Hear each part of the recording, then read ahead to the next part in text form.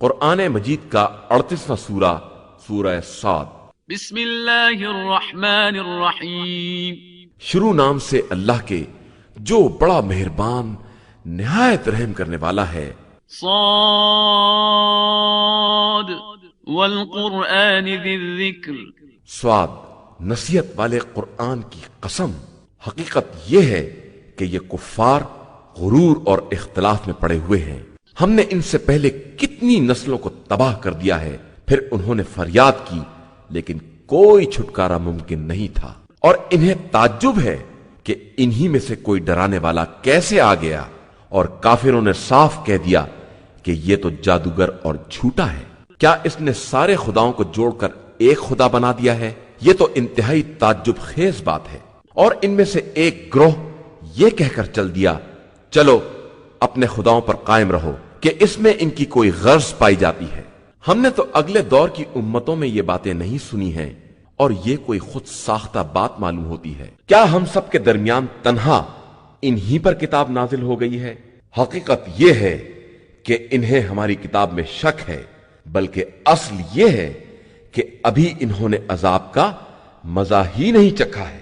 کیا ان کے پاس آپ صلی اللہ علیہ وآلہ وسلم کے صاحب عزت و عطائے پروردگار کی رحمت کا کوئی خزانہ ہے، یا ان کے پاس زمین و آسمان اور اس کے مابین کا اختیار ہے تو یہ سیڑھی لگا کر آسمان پر چڑھ جائیں؟ تمام گروہ میں سے ایک گروہ یہاں بھی شکست کھانے والا ہے۔ اس سے پہلے قوم نوح، قوم عاد اور میخوں والا فرعون سب گزر چکے ہیں، اور سمود، قوم لوط، جنگل والے لوگ، یہ سب گروہ گزر چکے ہیں۔ ان میں سے ہر ایک نے رسول کی تکذیب کی تو ان پر ہمارا عذاب ثابت ہو گیا۔ یہ صرف اس بات کا انتظار کر رہے ہیں کہ ایک ایسی چنگھاڑ بلند ہو جائے جس سے ادنا مہلت بھی نہ مل سکے، اور یہ کہتے ہیں کہ پروردگار ہمارا قسمت کا لکھا ہوا روز حساب سے پہلے ہی ہمیں دے دے۔ ان کی باتوں پر صبر کریں اور ہمارے بندے داؤد کو یاد کریں، جو صاحب طاقت بھی تھے اور بے حد رجوع کرنے والے بھی تھے۔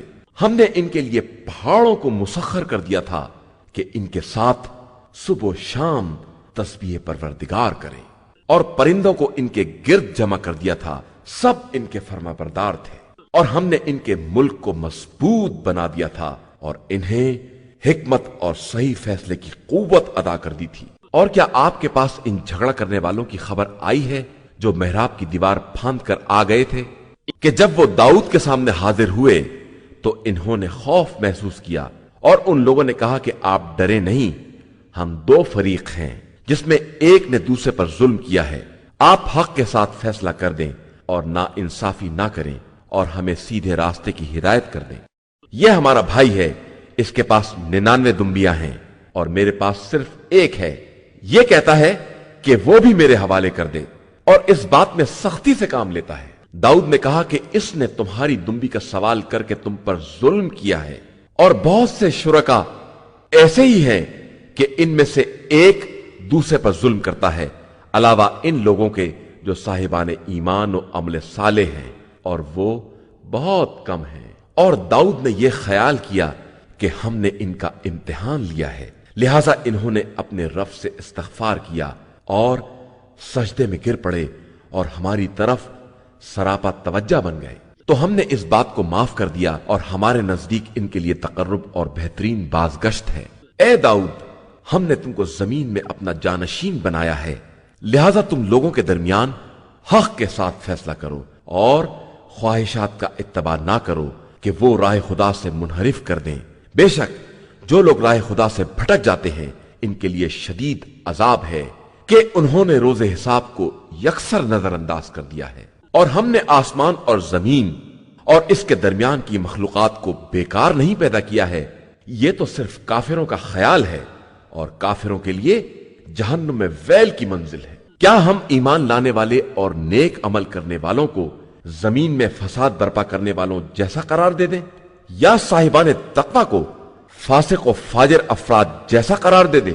یہ ایک مبارک کتاب ہے جسے ہم نے آپ صلی اللہ علیہ وآلہ وسلم کی طرف نازل کیا ہے، تاکہ یہ لوگ اس کی آیتوں میں غور و فکر کریں اور صاحبان عقل نصیحت حاصل کریں۔ اور ہم نے داؤد کو سلیمان جیسا فرزند عطا کیا